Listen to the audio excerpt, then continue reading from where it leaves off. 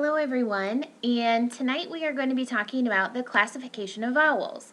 So this is going to be chapter 4 in our book. We skipped over chapter 4 to start with consonants in chapter 5, and now we're going to go back, okay? So I am also trying a new way of recording our lectures. I wanted to have not only the PowerPoint, but myself as well. So let's see if this works. Please give me feedback to let me know what you think, if you like this better, if you like the other way better, and we can go from there, okay? So let's start with the first slide here. So production of vowels. Vowels are produced in essentially the same manner in voicing. We produce them with, they're produced, with oral resonance. So remember that is, so we're blocking off the nasal passage, the nasal cavity, with that velopharyngeal port back here. So that's raising, actually, it'd be this way. So it's raising, closing off that nasal cavity, and all of those sounds are being produced through the oral cavity. All of the vowels are voiced, so we don't have a voiced, voiceless distinction there. And as far as, let me move this down a little bit. The identification of a vowel is the result of the shaping of our oral cavity. So this has to do with tongue movement, our jaw opening and closing, and lip rounding, as well as tenseness, which we'll talk about in a minute. So with traditional vowel classification, we have 3 different ways we classify vowels. Tongue movement, which is going to be whether it's our high or a low vowel, a front or a back vowel. We have tension, whether it is whether it's tense or lax. And then we also have lip rounding, so whether it's rounded, unrounded, or kind of neutral. So let's talk about tongue movement. One of the first things we're going to talk about is the tongue height. This is going to be the vertical movement of the tongue. So we have high vowels. That's going to be the tongue at the highest position. We have, that's going to be when your tongue is closest to the roof of your mouth. We have mid vowels, which are at the mid position. And then we also have low vowels. So your tongue is at the lowest position, kind of depressed in the mouth almost. With high vowels, we're talking about vowels like in the word heat versus a low vowel would be hat. Can you see the difference in my tongue there? Sorry, I have the video on the bottom, so I keep looking down. So heat, hat, peat, pat, meat, mat. Now I want you to try some of these ones, okay? So you try after me. Leak, lack. Can you see how your tongue raises and then kind of depresses with the second word? So the first word is going to be with our high vowel. Our second word is going to be with our low vowel. Hoot, hot. Soup, sop. Okay? So you can kind of see how your tongue's moving around there with a vertical motion. However, there's also tongue advancement in tongue movement, and that's going to be more of the horizontal positioning of the tongue. So we have front vowels, central vowels, and back vowels. Not quite that far back, but you kind of get the idea. So front vowels, the tongue is in the front. Most of the resonating cavity is going to be in the back of the mouth. The central vowels, it's about half resonating cavity in the front and half in the back. And then our back vowels are the opposite of our front. So the tongue in the back, tongue pulls to the back. The resonating cavity is in the front of the mouth. And when we're looking at those, the front, central, and back vowels, we can look at things like, let's see here, switch to this slide. So this is looking at tongue height and tongue advancement. So this is looking at both of those different types of tongue movement, those 2 types. So you'll see here we have vowels here. Oops, let me go back. So we have vowels here. We have the E, and for instance, in the word heed, we have the I, like hide. And so that's going to be our front high vowels. The next ones, we'll go over these more specifically, so I'm going to kind of go through these quickly, but these next vowels here are the front and mid vowels, the front low vowel. There are no central high vowels, so we'll skip to the central mid. So central meaning not front, back, central. And then we have here with the central mid vowels, so that's going to be as far as height. So the height is going to be the vertical, and then the advancement, the front, central, back is going to be the horizontal kind of axis. Okay? We also don't have central low, so there's just central mid vowels. There's back high vowels, back mid, and back low. Okay, we're going to go over all of these, but I wanted to show you this in a graph because I think it helps having it in a chart. So we talked about there were traditional vowel classifications. There's 3. The first is tongue movement. We're looking at high, low, front, back. Okay, the next one is going to be tension. So tension is talking about tense, lax, or neutral vowels. Tense vowels are going to be increased muscular tension in the tongue. Lax vowels is the opposite of tense, so we have the decreased tension in the tongue. And then neutral vowels are kind of, the tongue is in a usual position, in a rest position. I moved that there so you could see there. Okay. And with tense vowels, we're looking at things like E, as in heed, hid, so the I in hid, the in hut. For lax vowels, we're looking at the first vowel in the word about, so the We're looking at the a, like had. So that gives you a little bit different. So go ahead and try those. Heed, see how it's a little bit more tense, than had. So the tongue is less tense. It's more lax. Okay, next one is lip rounding. So with lip rounding, this is the third type of traditional vowel classification that we're going to use. We can have rounded lips. Those are going to be our back vowels, such as the O as in Joe, the oo as in who. Unrounded, retracted lips, those are going to be our front vowels. That would be the heed, the E, the A for hey, the id and hid. So those are our front vowels that are also unrounded. So we have O, that's rounded, and then E, not rounded, okay? And then we also have neutral or central vowels. Those would be vowels such as tub, so the in tub, the A in away. And this next slide, move this over a little bit. This slide is really great. This is called the vowel quadrilateral. And it's a chart to give you an idea visually of where all these sounds are made in your mouth, okay?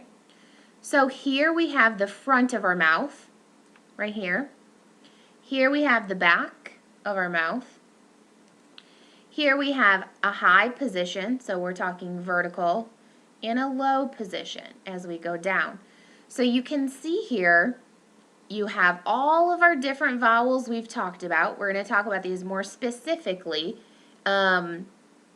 in just a couple seconds, but this gives you an idea overall of where those vowels are made.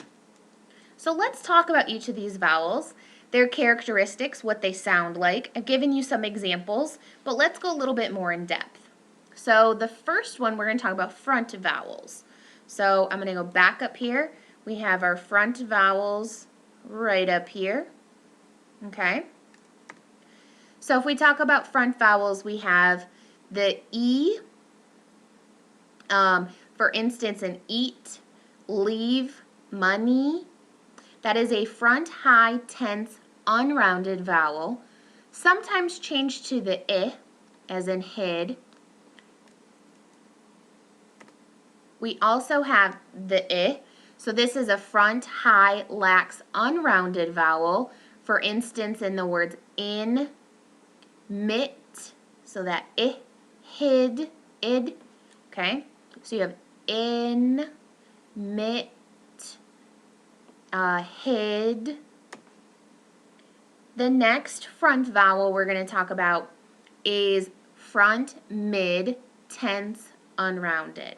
So let's kind of break that down. We have front, mid, it's tense, so the tongue is tightening up, and then it's not rounded, it's unrounded, okay? So remember, those are all the different characteristics we can give to our vowels. When elongated, it becomes a diphthong, and that occurs quite often or more often. And this sound is going to be in the words like operate, vacation. So it's that A sound, okay? We also have another front vowel. This is front mid lax, so that's different. The last one was tense, unrounded. It sounds like like head or end. Let's see here. Make sure I'm not missing anything, sorry. So that's our sound. We have like add and cat, or had. That's a front low lax, so our tongue is not very tight, unrounded vowel. And now we move on to the central vowels. So the central vowels are a little bit more difficult to teach because there's so much variation in central tongue placement. The central vowel, this is referred to as a caret, and it occurs in stressed syllables only. It's a central, mid, tense, neutral lip rounding, okay? So what this is going to be, a really good one I always think of as hut. So you have, it's going to be a little caret, hut, or tub, so b, under. All of those have that caret, the sound.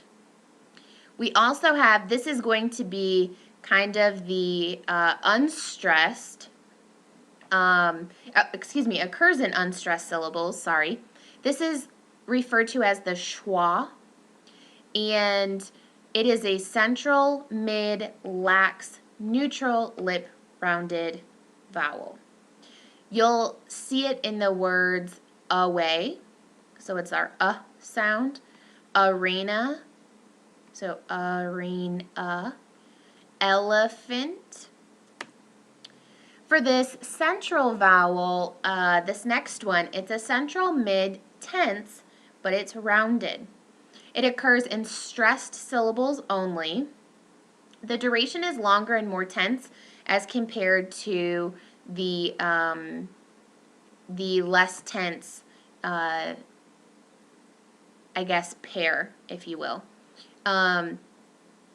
It sounds like an so for instance, in the word her, but remember it's a little bit more tense, so I'll show you the next one, which is a little less tense.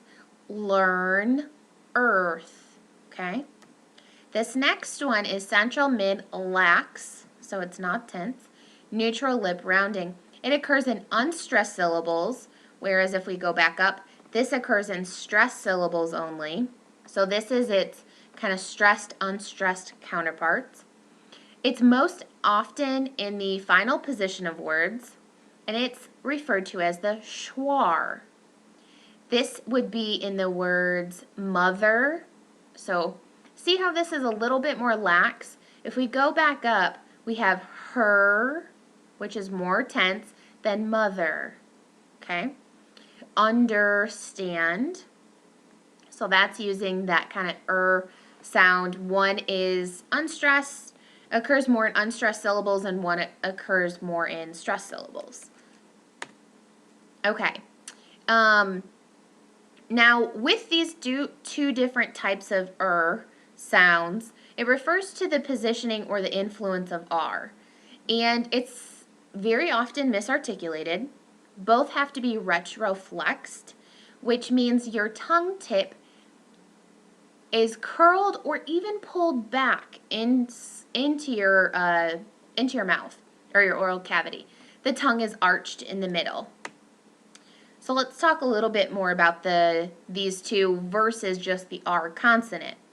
So with the ERs, you have greater duration, where R by itself as a consonant is going to have, a shorter duration. For the you're going to have, it constitutes a syllable, whereas R never does. The tongue movement towards rather than away from the R position, whereas with the R, you're going to have tongue movement away from the R position. And another differentiating factor is it's never voiceless following voiceless consonants, as R may be. Okay, so that gives you a little bit of difference there. Now let's kind of switch gears and let's move to our back vowels. So our first one is oo. It's a back, oo, see how our tongue's going back, high, tense, and rounded, okay? Ooh, oops, fruit, to, who. Next, we have a back, high, lax, round. So this is lax, not tense. Oops. See how this one was tense? This one is now lax. So only occurs in medial position of words. Lips are not as round as our oo. Cook, would. Okay. Another one would be hood. Another back vowel, we have our O. So obi, nobility. You could do ho ho ho for Christmas coming up. But it's a back mid-tense vowel that's also rounded. And when it's elongated, it becomes a diphthong, which you'll see here is our O combined with that that oo, or that excuse me. It does occur more often, and we'll talk a little bit more about diphthongs in the next. I have another video for that. Another back vowel is going to be our ah sound. So talk, jaw, off, caught. This is a back mid-lax rounded vowel. It's more predominant in northeastern dialects, not quite as common in southern dialects. In southern dialects, it can be frequently collapsed to an ah sound, which can be a little hard to distinguish. So we have caught, jaw, or we can have just the A. So sometimes that can be a little confusing, like as in if I'm using the A as far as the grapheme, it would be like not, so ah, versus ah. So jaw and not, ah and ah. It's very similar, but there is a difference. However, in the southern dialect, you may not notice as much. I know, me being from the north, from Michigan, we definitely use this vowel a lot. Let's continue on. So we're going to go to that next vowel. This is back, low, lax, rounded vowel. It's very little rounding though. So this would be in the word stop. So it's an ah sound. On. And then, like I said, would be in the word not is another word. Okay, I thought we had more, but I guess that's it. All right, so what I'm going to have you guys do is feel free to review this. I know I went through kind of quickly. I do have an exercise I want you to do to practice transcribing next. So please watch the transcription practice video and please practice because your quiz for this week is actually going to be transcribing vowels. So I want to give you the practice before I make you do that on the quiz. I also have another lecture about diphthongs that another colleague has graciously let me borrow. And let's see what else. There are several helpful links and additional practice if you would like. Please let me know if anything is unclear. Feel free to post that in the discussion board. I already have that open, so any questions you have, post them there, and I will be happy to make additional videos if you need to in order to understand this, because I know once we're getting into vowels and consonants, you're probably having more specific questions, and I may need to do some extra videos to help there. So have a wonderful night, and I will be available if you guys need to for questions. Let me know how you like this setup for lectures, and let me know if you have any questions with the transcription as well. All right, thank you so much, you all, and I will talk to you soon.